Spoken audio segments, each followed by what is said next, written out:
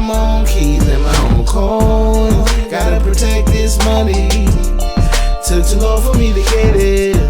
Can't let them take this from me.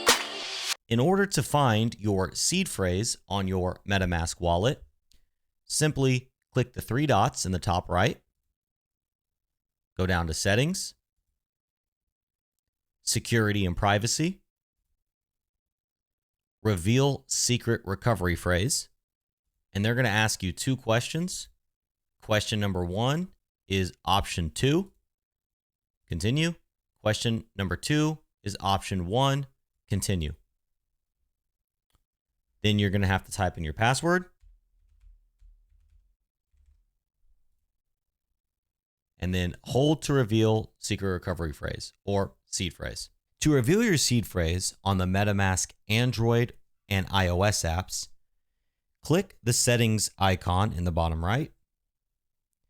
Click Security and Privacy.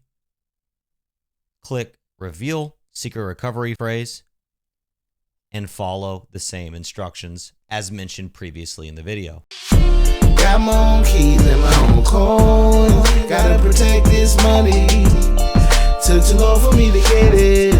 Can't let them take this.